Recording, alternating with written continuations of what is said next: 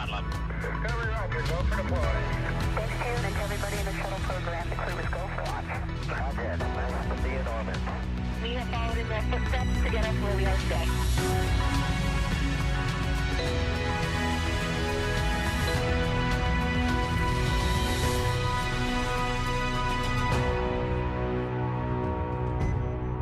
It's March 17th, and we're joining you today from SpaceX in Hawthorne, California. We're following along with the Dragon Freedom spacecraft as we await Crew 9 beginning its 10:05 p.m. Pacific, 1:05 a.m. Eastern departure from the International Space Station, with NASA astronauts Nick Hague, Sunny Williams, Butch Wilmore, and Roscosmos cosmonaut Alexander Gorbanov. I'm Veronica Foreman, a senior sales manager here at SpaceX. And I'm Sandra Jones with NASA Public Affairs and Communications. It is so great to be back here. It is really great to have you back, Sandra. And of course, thank you to everyone tuning in to watch live coverage of Dragon completing its 9th crew rotation mission to the space station through NASA's Commercial Crew Program. Crew 10 arrived on station on Sunday, March 16th at 12:04 a.m. Eastern. That's March 15th for those of us here in the Pacific time zone. And they will be taking over for Crew 9, who are now headed home. That's right, and Crew 10 did launch just a few days ago on March 14th with NASA astronauts Anne McClain, Nicole Ayers, JAXA or Japan Aerospace Exploration Agency astronaut Takuya Onishi, and Roscosmos cosmonaut Kirill Peskov. They've spent a couple days in space, with those days docked to the International Space Station being what we call a handover period, where they learn to live and work on station from the crew that's about to leave. Now, the returning Crew 9 members today are NASA astronauts Nick Hague, Sunny Williams, Butch Wilmore, and Roscosmos cosmonaut Alexander Gorbanov, which you see on your screen right there. Sunny and Butch spent 285 days on the International Space Station, where they conducted over 4,500 orbits and traveled more than 121 million statute miles. Nick and Alexander spent 170 days on the International Space Station, conducting over 2,700 orbits and traveling more than 72 million statute miles. The crew is currently suited, and the Dragon and station hatches are both sealed in preparation for Dragon's departure. Once Dragon departs the station, the crew's flight home is expected to last just around 17 hours. Shortly after separation, Dragon will use its Draco thrusters to move away from the station in a series of carefully choreographed maneuvers, also called departure burns, to increase the distance between the spacecraft and the space station. Dragon will also execute a phasing burn to lower its orbit and line the spacecraft up with its landing location. Following phasing, Dragon will complete deorbit, re-entry, and splashdown. During the deorbit sequence, several events occur, including trunk separation, closure of the nose cone, a deorbit burn, deployment of the drogue and main parachutes, and finally splashdown. Dragon is targeted to splash down off the coast of Florida on Tuesday, March 18th at approximately 2:57 p.m. Pacific, 5:57 p.m. Eastern, where it will be picked up by the SpaceX recovery vessel Megan, and our recovery teams will help to egress or exit the crew from the Dragon spacecraft. And today on board the International Space Station is the Expedition 72 crew, being led by the current space station commander, Alexei Ovchinin of Roscosmos. Last week, NASA astronaut Sunny Williams handed over command of the space station to him ahead of her upcoming departure today. Also on board space station is NASA astronaut Don Pettit, as well as cosmonauts Alexei Ovchinin, Yvonne Wagner, and of course, the recently arrived Crew 10 astronauts. Now, just like its approach to the International Space Station, Dragon's departure and deorbit is designed to be fully autonomous, requiring no action from the crew on board. NASA astronaut Anne McClain helped the crew. Freedom SpaceX on the Big Loop. Final reconfigurations for undock complete and nominal. Houston and Hawthorne teams have pulled go for undock sequence start at 0500 Zulu. I'm looking for you to confirm visors down and crew are ready for undock and departure at the planned time.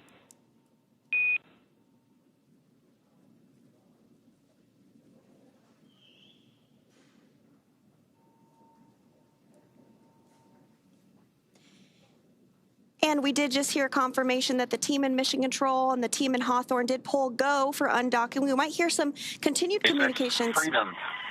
Visors are down, and we are go for undock at the planned time. SpaceX copies. Crew are configured for undock.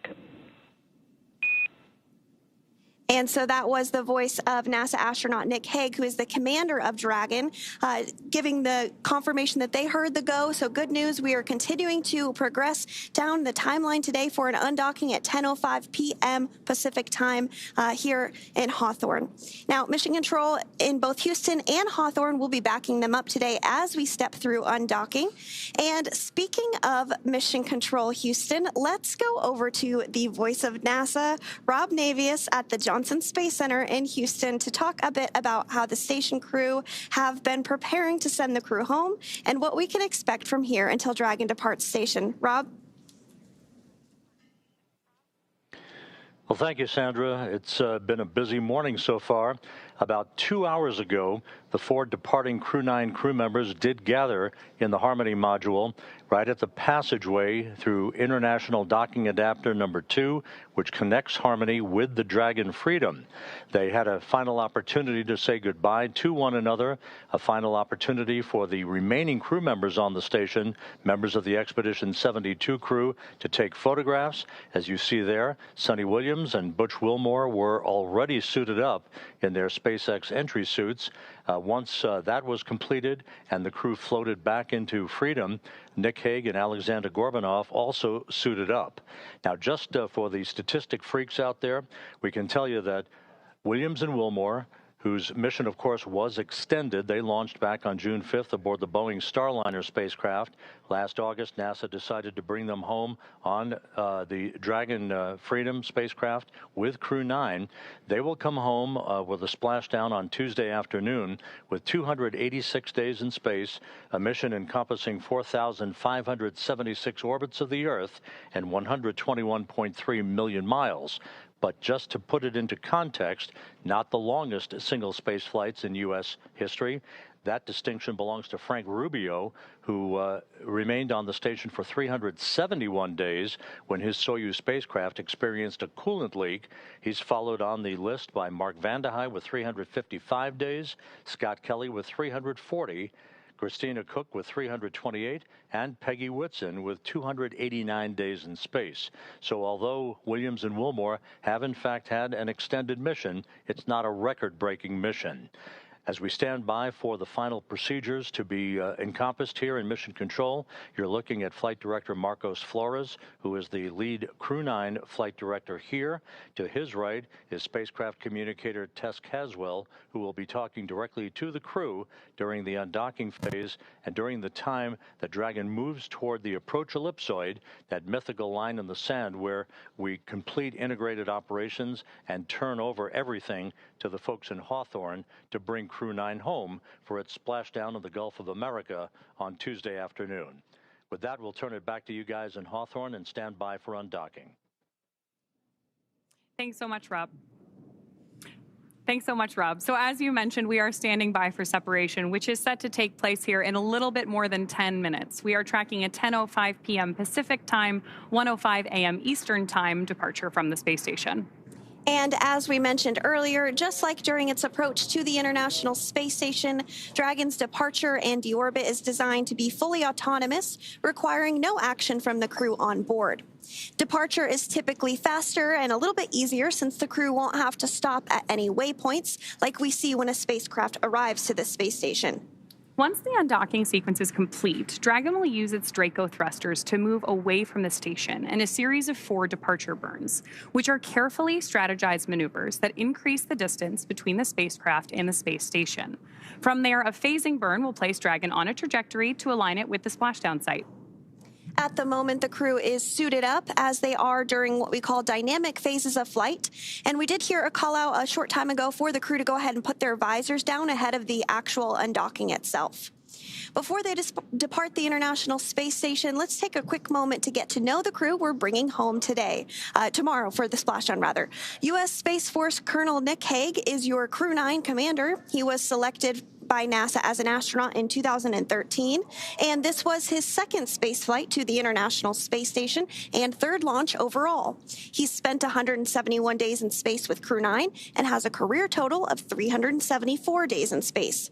During his mission, he completed a spacewalk with astronaut Sonny Williams. That was his fourth spacewalk, earning him a career total of 25 hours, 56 minutes of spacewalking time. Before Crew 9, Hague previously served as a crew member of Expedition 59 and 60 back in 2019.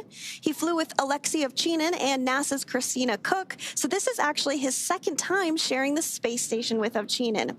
The Kansas native is a test pilot and distinguished graduate of the United States Air Force Academy.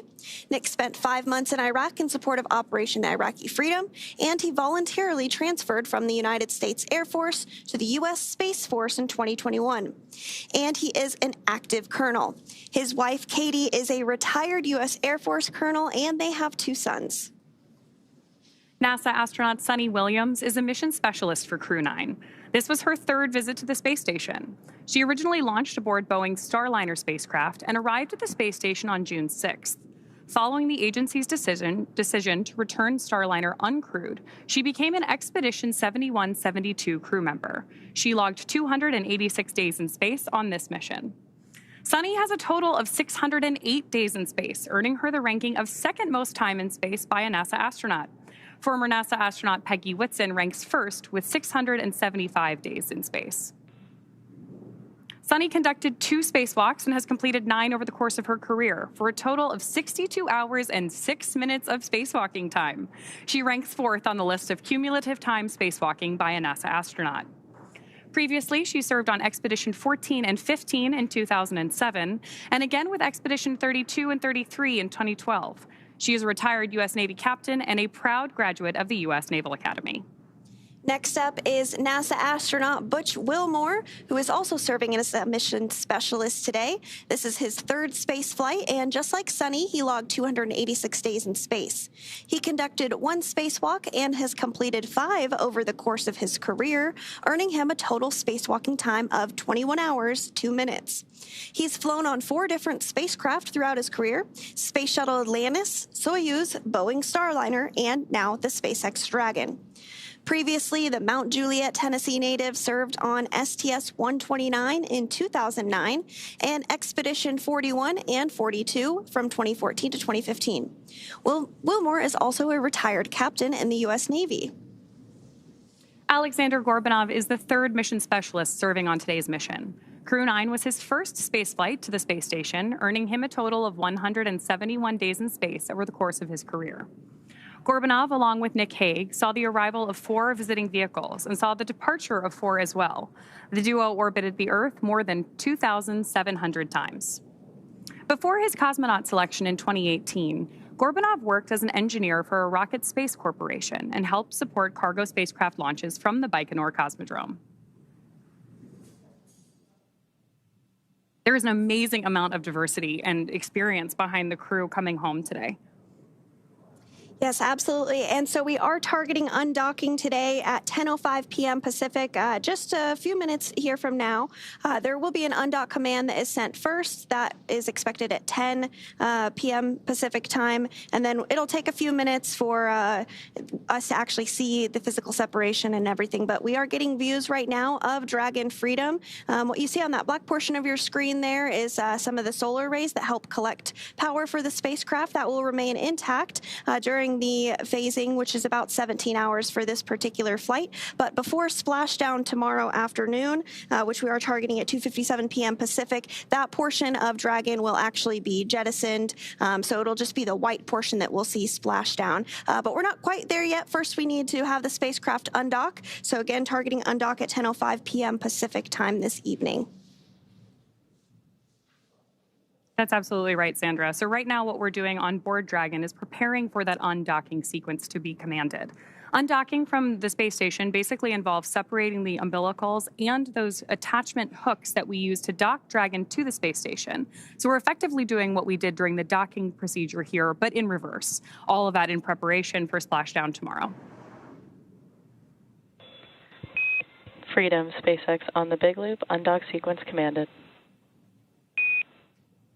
And right on schedule, we've got confirmation of that undocking sequence command. Freedom copies.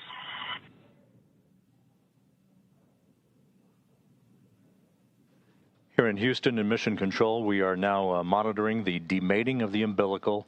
This is the mechanism that provided electrical power to the Dragon Freedom during the time it was docked to the zenith or space-facing port of the Harmony module.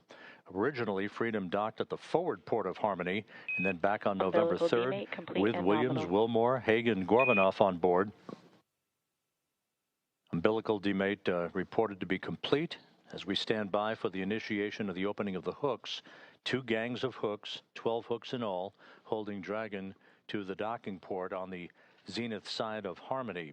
Again, Harmony was the port of call for Freedom initially when it arrived back in September. The forward port itself, it experienced a relocation maneuver with Haig, Gorbanoff, Williams, and Wilmore on board back on November 3rd to move from the forward port to the zenith port, a short spin around the block to reposition that spacecraft where it has been mated and docked to the International Space Station since last November. 3.5 minutes away from physical separation.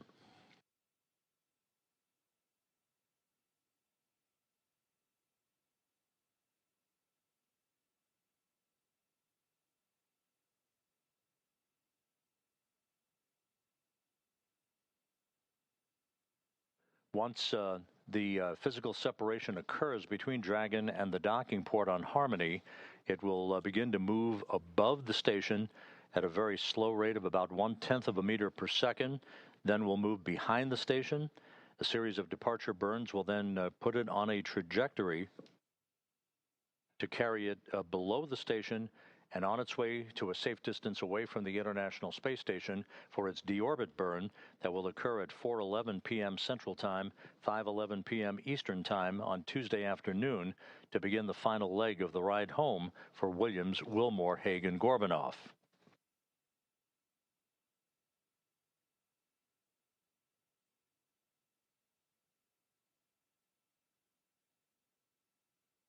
Two and a half minutes to go until physical separation. All systems reported to be in great shape. The latest weather forecast off the coast of Florida at the splashdown sites indicates pristine weather for the arrival of the Crew 9 crew on Tuesday afternoon. Open and nominal. The first gang of hooks has opened, standing by for the second. Springs on both sides of the docking interface will push off against one another to initiate that opening rate for Dragon.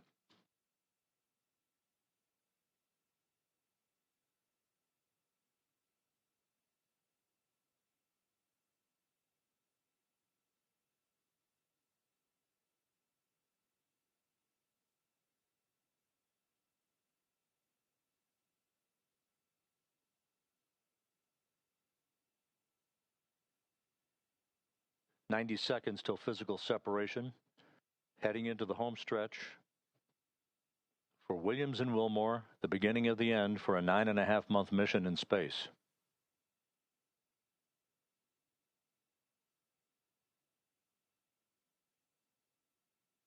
The interface between Dragon and the International Docking Adapter no longer sealed.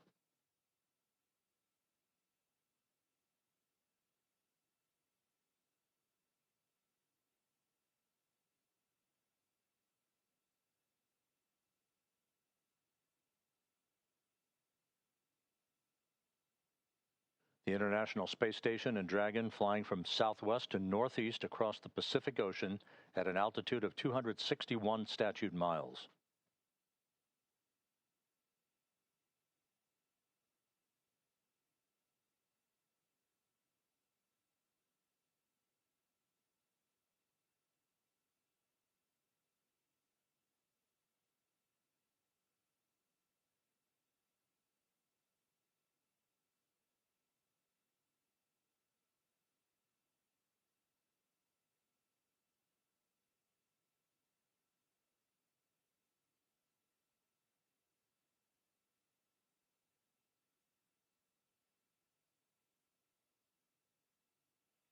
All hooks open. All hooks are open. And undocking confirmed. Freedom is free of its moorings. Sonny Williams and Butch Depart Wilmore burn begin their nominal, belated and trip Dragon home. separation confirmed.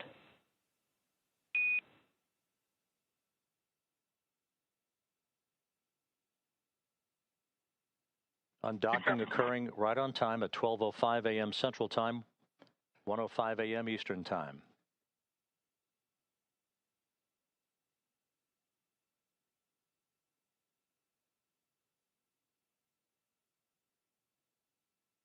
Good motion, good stability on Dragon as it backs away. Freedom, SpaceX on the big loop, depart burn 0 nominal.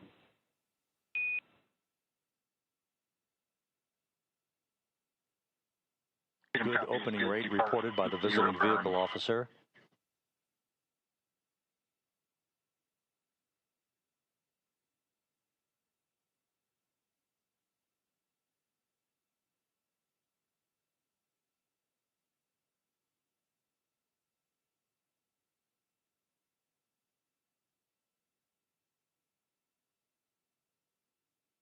Dragon's attitude control system functioning as advertised.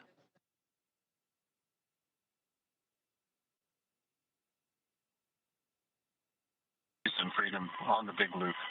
On behalf of Crew 9, I'd like to say it was a privilege to call station home, to live and work and be a part of a mission and a team that spans the globe, working together in cooperation for the benefit of humanity.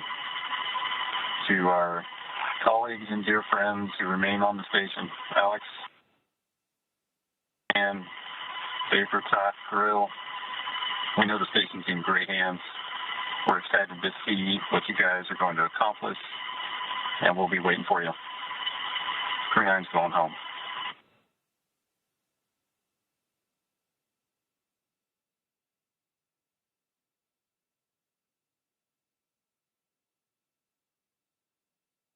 Houston Station on the big loop. Step 2, ISS thrusters are verified enabled. To Crew 9, safe journey home. It's been the honor of a lifetime to cross your path up here on Space Station. Your service has been very much appreciated, and we'll miss you, but have a great journey home.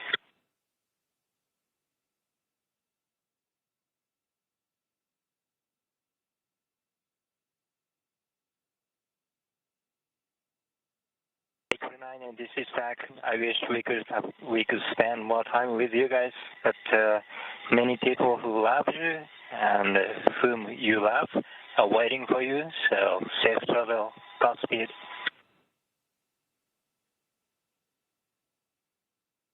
And for crew arrival, we ring a bell in Navy tradition, and for Crew 9, I did a baritone salute as you undocked.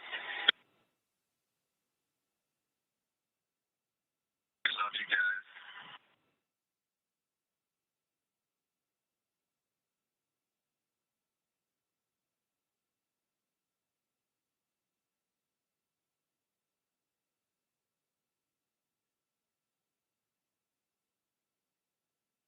So an exchange of poignant words between the Dragon commander, Nick Hague, as well as the Crew 10 crew, the newly arrived Crew 10 crew members, Ann McLean, Takoya Onishi, and Don Pettit offering their best wishes and Godspeed for a safe return to Earth on Tuesday afternoon for the quartet aboard the Dragon Freedom.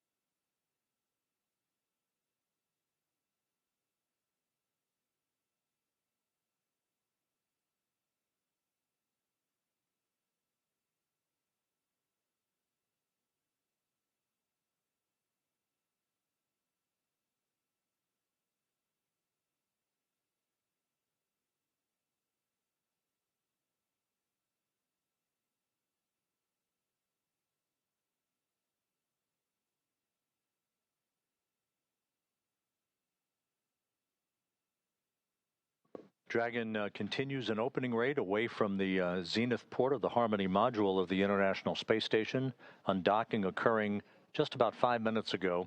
at 12:05 a.m. Central Time, 1:05 a.m. Eastern Time. Now, coming up here in the next minute or so will be the spacecraft's exit from what is called the keep-out sphere. That is the first imaginary line between the space station and the departure corridor for the Dragon itself. That will be followed by Dragon maneuvering to a Sun communications pointing orientation and to enable better communications between the tracking and data relay satellite system and Dragon's communications capability itself. The approach ellipsoid exit, that basically is the end of integrated operations, where Dragon will cross that imaginary line to move beyond the neighborhood of the station, as it were, is scheduled about 14 minutes from now.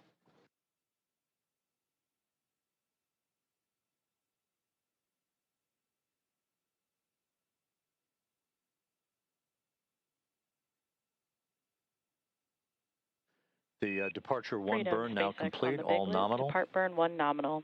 Your go to DOF suits per procedure 4.012, and a final reminder that the big loop will be deactivated following Dragon's exit from the approach ellipsoid. Copies. Good depart one burn, and we are good to DOF suits. That's in work momentarily. We'll expect to go off big loop when we get outside the field, sir.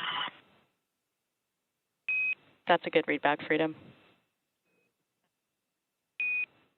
With all the Freedom thrusters operating in perfect fashion, the acknowledgement by the spacecraft communicator in Hawthorne to Commander Nick Hague aboard Freedom that the crew has been given the go-ahead to get out of their entry suits for the time being, get into more comfortable clothing as Dragon continues its traverse away from the International Space Station.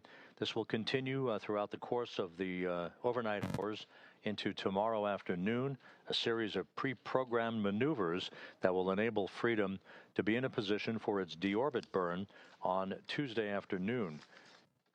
That deorbit burn is scheduled to take place at 4:11 p.m. Central Time, 5:11 p.m. Eastern Time.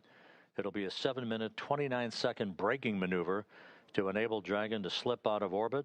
Its velocity slowed by 53.2 meters per second, enabling it to begin its high-speed entry back through Earth's atmosphere and a parachute-assisted splashdown off the Gulf of Mexico and the Gulf of America at 4:57 p.m. Central, 5:57 p.m. Eastern Time.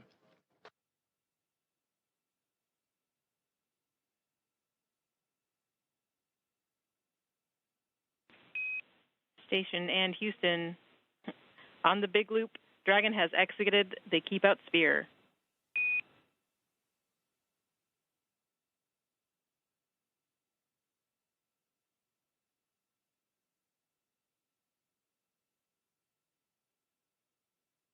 Station copies.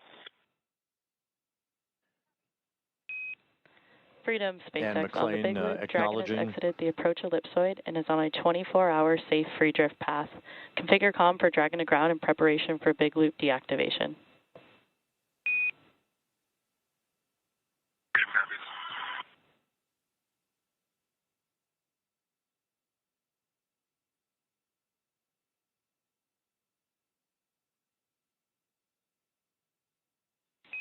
I'm Freedom, SpaceX on the big loop. Premature call. We have exited the keep out sphere but are still in the approach ellipsoid.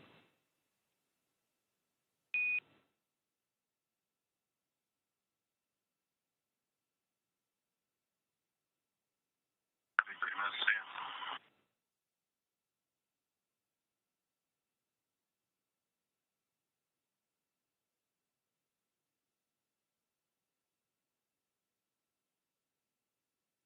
SpaceX Freedom, come check on the hidden light. Freedom, we have you loud and clear. How us?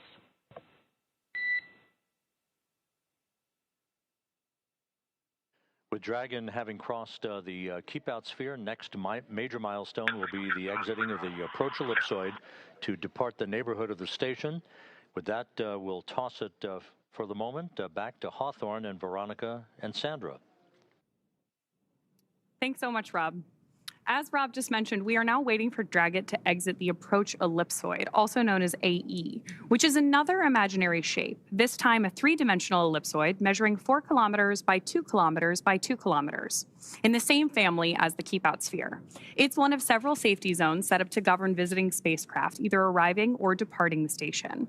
Before moving into the Keep-Out Sphere or the approach ellipsoid, spacecraft have to be configured where they would not cross the imaginary boundary for a set period of time, even if the spacecraft lost all maneuvering. That's right. And that approach ellipsoid, once we get past that milestone, will be something that we call the end of integrated operations. And integrated operations means that we are talking to each other on the big loop. So we did hear those communications back and forth. The big loop is essentially not only the crew on the International Space Station, the crew in Dragon, but also both Mission Control Houston and in Hawthorne.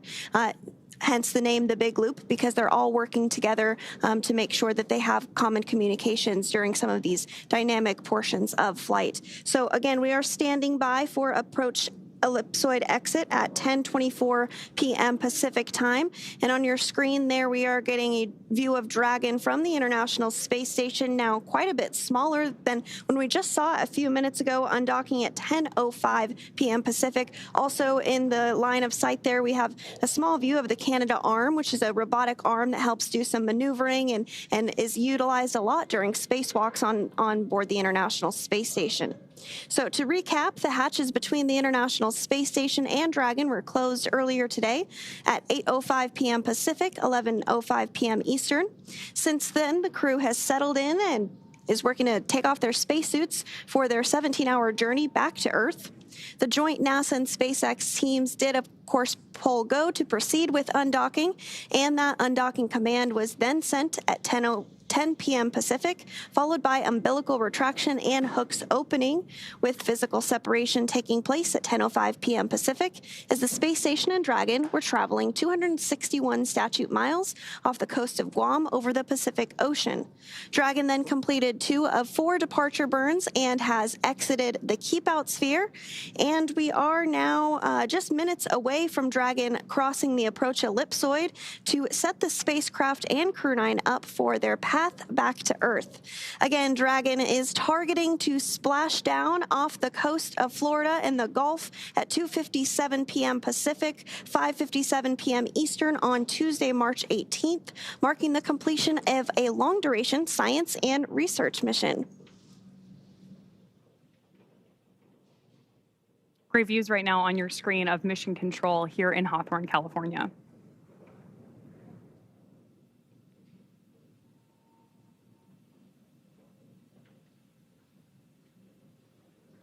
It looks like we're starting to get maybe some views there of Dragon as well. These views are being controlled by one of the flight controllers in Mission Control Houston called Cronus, and they help to make sure that the cameras are in position to view not only visiting vehicles that are arriving and departing, but also help to ensure that cameras are in position to get great Earth views, ensure that perhaps if we're flying over a natural disaster like a hurricane or a wildfire, they are ensuring that those great cameras on board the International Space Station are being put to good use to capture all of the science and research that we can aboard the microgravity laboratory. And, you know, fun fact, actually, the International Space Station will be celebrating 25 years of continuous human presence this November. So if you are younger than 25 years old, you have never known a day in your life where there was not a human being living and working aboard the International Space Station. That is so cool to me. It's just this amazing step forward for human exploration in space. And with that, we're going to check back in with Rob Navius at the Johnson Space Center one more time. Go ahead, Rob. Thank you, Sandra. You mentioned that continuous presence on board the International Space Station. We are approaching the point of the approach ellipsoid exit, which will mark the end of integrated operations with the International Space Station and the flight control team here in Houston. Just a reminder, on board, 7 crew members representing 3 nations: Alexei Ovchinin, the station commander, and his Roscosmos colleagues Ivan Wagner and Kirill Peskov, Anne McLean, Nicole Ayers, and Don Pettit of NASA, and Takoya Onishi of the Japan Aerospace Exploration Agency. Ovchinin, Wagner, and Pettit are next up to depart the station on April 19th. They are scheduled to return home to the steppe of Kazakhstan and a parachute-assisted landing on April 19th U.S. time, April 20th in Kazakhstan. Before that happens, another NASA astronaut, Johnny Kim, along with 2 Roscosmos cosmonauts, will be launching from Baikonur on April 8th as that continuous presence of researchers on board the International Space Station continues unbroken. Sandra?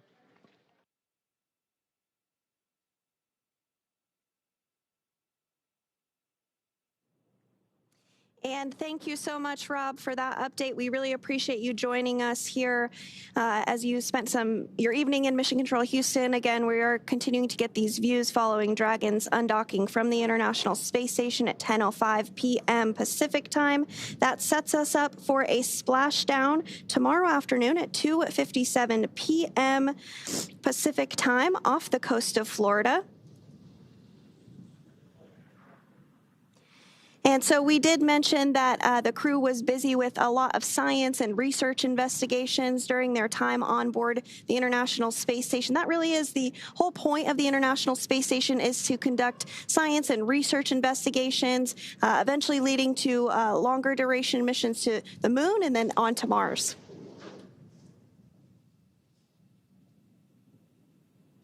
We're, of course, standing by for any further communications from Crew 9 on board Dragon Freedom at this time. But it's a great opportunity for us to comment on some of the amazing science that Crew 9 conducted while they were on board the station. In total, Crew 9 completed more than 150 experiments, conducting over 900 hours of research. Following their splashdown tomorrow, some of those time-sensitive experiments will be among the first offloaded off the capsule and then returned to various research facilities across the country so that the science can continue. And in addition to that science, they also completed a few spacewalks, one of which was to actually swab the outside of the International Space Station for microorganisms to see if anything might potentially be able to survive the harsh environment of space, which is pretty interesting. Another one was a spacewalk to remove a radio frequency group, or the RFG. NASA astronaut Sunny Williams was able to successfully remove that, which was a big milestone for NASA. And as you mentioned, over 530 hours specifically dedicated to NASA science between NASA astronauts Butch Wilmore and Sunny Williams. So that just goes to show the great use that the microgravity lab has for science and research on the ground. I still can't get over that fact that you shared that it has been almost 25 years of continuous operation on board the ISS. That's amazing. Yes, over 270 Station people. on 2 for PMA3 closeout photos. Go ahead, Ann. I just downlinked the card with all of the PMA3 and IDA and Dragon Hatch photos, as well as Crew 9 departure. Those are on SSC 17. Copy, 1-7.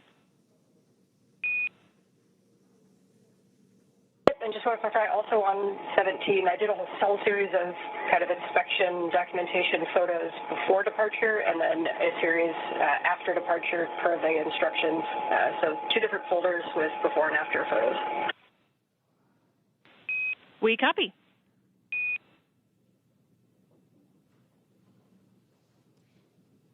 And that was the voice of NASA astronaut Ann McClain, who is still on board the International Space Station, stepping through procedures with the ground to wrap up after undocking, taking some photography of the hatch that the team on the ground will inspect, make sure everything checks out just fine. So we are awaiting the confirmation that Crew Dragon Freedom has exited the approach ellipsoid. We're expecting that here in just a couple of seconds here, really. So we might hear that call out here shortly. And again, if you're just joining us, the approach ellipsoid is a 3-dimensional ellipsoid measuring 4 kilometers by 2 kilometers by 2 kilometers in the same family as the keep-out sphere. One of the key differences with the AE is that vehicles outside of it have to be on what we call a 24-hour safe free drift trajectory, which means that the spacecraft would not cross into the approach ellipsoid for at least 24 hours again, even if it lost all maneuvering.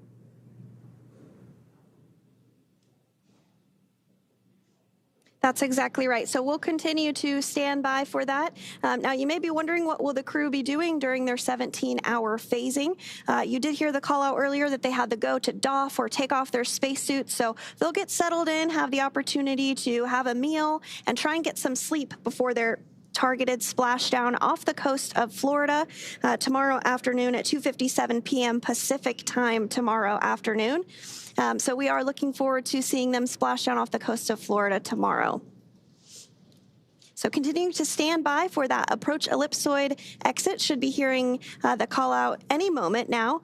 And that will really end the portion of integrated operations between the space station, Dragon, Hawthorne, Mission Control, and Mission Control Houston as well. Freedom, SpaceX on the Big Loop. Dragon has now exited the approach ellipsoid and is on a 24-hour safe free drift path. Please make sure that comm is configured for Dragon to ground.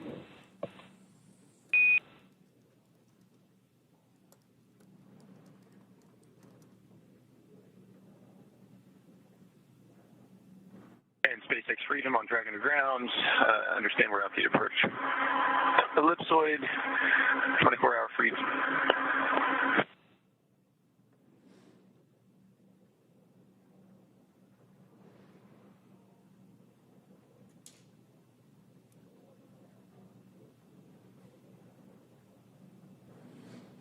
Good confirmations there, both from Mission Control and Dragon.